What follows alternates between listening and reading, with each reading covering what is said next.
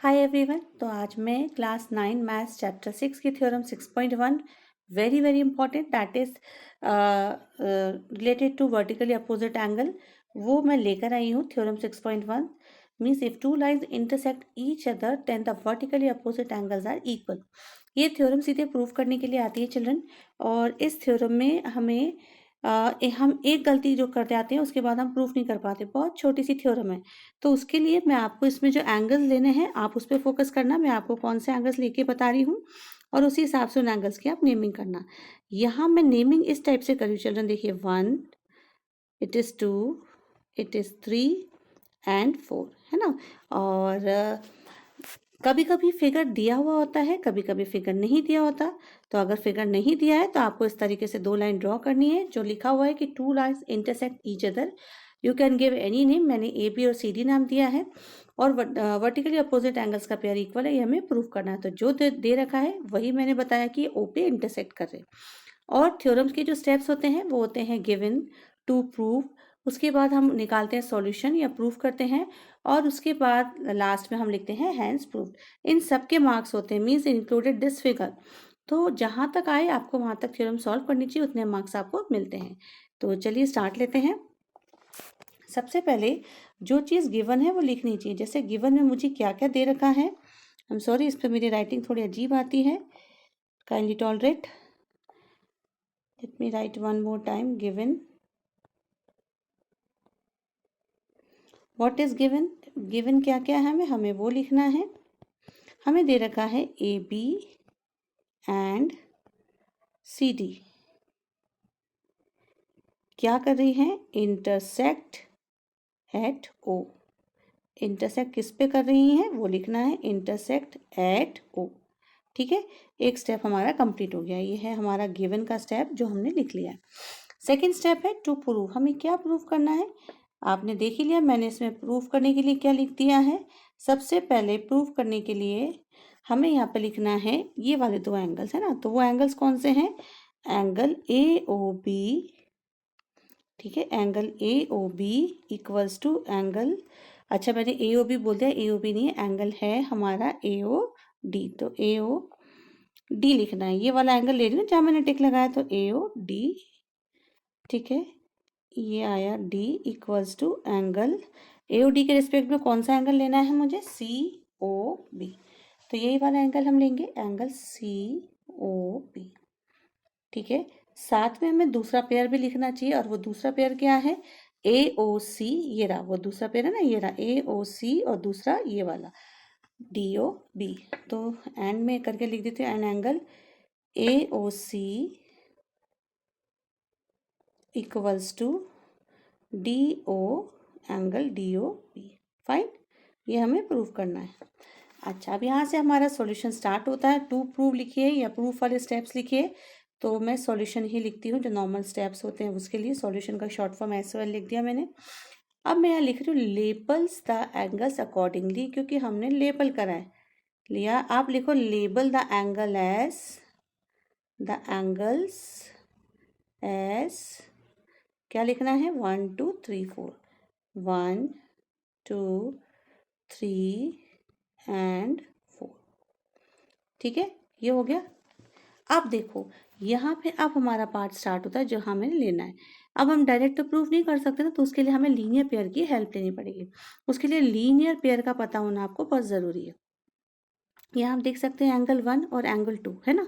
ये एक straight line के ऊपर आ रहे और ये रे इसके ऊपर आ रही है। तो जब एक स्ट्रेट लाइन के ऊपर कोई रे ऐसे आती है, इंटरसेक्ट करती है, तो ये जो ऊपर वाला पोर्शन है ना, ये 180 डिग्री फॉर्म करता है। देखो स्ट्रेट लाइन है तो 180 डिग्री हो गई।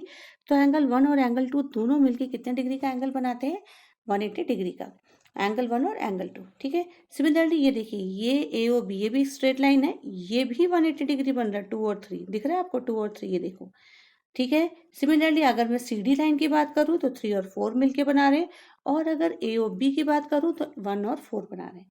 तो ये आपको पता होना चाहिए कि इसमें लीनियर पेयर किस टाइप से बन रहे हैं। अच्छा, दूसरी चीज़, हमें जब ये दो एंगल प्रूव करने ना चिल्ड्रन, ऊपर और ये नीचे वाला एंगल जब प्रूव करना है, तो इसमें हमें ये ध्यान देना है कि ये और ये अगर हमने लीनियर पेयर कंसिडर किया है, तो साथ में हमें एक कॉमन लेके ये और ये लेना चाहिए। ठीक है, मीन्स हमें हमेशा एक चीज़ जो है जो लीनियर पेयर में एक नंबर कॉमन लेना चाहिए, तो उसके बाद हमारी कोई भी मिस्टेक नहीं होगी। जैसे मैं इसमें लेने वाली हूँ लीनियर पेयर 1 और 2 इक्वल्स टू 180 डिग्री, और दूसरी लाइन लेने वाली हूँ 2 और 3 इक्वल्स टू 180 डिग्री। उसमें 2 2 बार रिपीट होगा और वो रिपीटेड नंबर ही हम इक्वेट करेंगे तो कैंसिल करेंगे, बस ये आपको ध्यान देना है। ठीक है, तो चलिए अब मैं यहाँ पर लिख रही हूँ, अब मैं यहाँ लिख रही हूँ angle 1 equals to angle 1 plus angle 2 equals to 180 degree. और 180 डिग्री क्यों लिखा उसका रीज़न भी देना पड़ेगा, मैं क्यों लिखा मैंने, right down the reason, they are linear pair. Okay, क्योंकि लीनियर पेयर है तो we have to write linear pair, है ना। इन सब के मार्क्स भी होते हैं, किस रीज़न से लिख रहे हैं वो आपको लिखना चाहिए। अच्छा, ये मैंने लिया इक्वेशन ए, इसको नाम दिया ए। दूसरा पेयर मैंने लिया, मैंने कहा कि एक कॉमन लेना है, तो एंगल 2 कॉमन आ गया, दोनों में सेम, प्लस एंगल 3। आपके दिमाग में होगा कि 1 और 2 लिया है तो क्या हम 1 और 4 ले सकते हैं, बिल्कुल ले सकते हैं। ठीक है, उसमें 1 एंगल कैंसिल होगा, है ना। तो ऐसा आपको ध्यान रखना है कि कोई भी जो पेयर ले रहे हैं ना, उसमें जैसे ना ये वाला, ये चीज़ ध्यान रखना है, ये वाला और ये वाला जैसे एक कोई भी है सेम होना चाहिए। ठीक है, चलिए अब हम आगे बढ़ते हैं, और इसको मैंने नाम दे दिया अब बी। ठीक है, वापस रेड कलर ले लेती हूँ। अब क्योंकि ये भी 180 डिग्री है, ठीक है, और ये भी 180 डिग्री, दोनों 180 डिग्री, तो we can equate the value. तो अब हम वही करें, हम दोनों की वैल्यू इक्वेट कर रहे हैं, तो मैं सीधे इतना सारा ना लिख के मैं पता क्या लिखूंगी, बाय ए एंड बी, है ना। तो I am writing here by A and B. A और बी से मेरे पास क्या रिलेशन निकला चिल्ड्रन, ए और बी को मैंने इक्वेट कर दिया, एंगल 1 प्लस एंगल 2, क्योंकि दोनों की वैल्यू सेम थी, 180 ना, तो इसी ये वैल्यू यहाँ पे आ गई, तो एंगल 2 प्लस एंगल 3। ठीक है, अब देखो ये एंगल 2 जो है, ये वाला जो एंगल 2 है ना, ये वाला, ये यहाँ से चेंज होकर इधर आ सकता है। मैं दूसरे कलर से बताती हूँ, ये अगर मैं यहाँ भेज देती हूँ, ये देखो नीचे नहीं आ पा रहा है, let me take the pencil now. अब देखो ये जो दिख रहा है ना आपको, ये इधर आने पर नेगेटिव हो जाएगा ना, क्योंकि ये तो इक्वल टू का साइन है, ये इक्वल टू है हमारा, उधर आने पर नेगेटिव हो जाएगा ना, तो आई कैन डायरेक्टली कट, मैं इनको डायरेक्ट कट कर सकती हूँ। तो मैं यही कर रही हूँ, मैं क्या कर रही हूँ, इन दोनों को कट कर रही हूँ। देखिए एंगल 2 और एंगल 2 वहाँ जाने पे माइनस में होगा, और इससे हमें क्या रिलेशन निकल रहा है, हमारा निकला relation angle 1 equals to angle 3, यही तो हमें प्रूव करना था। ठीक है, तो इससे मुझे क्या निकला, एंगल 1 इक्वल्स टू एंगल 3 क्या है एक्चुअली मेरा, ये वाला एंगल ए ओ डी, ठीक है, equals to angle C O P. Now done, hence proved, यही हमें प्रूव करना था।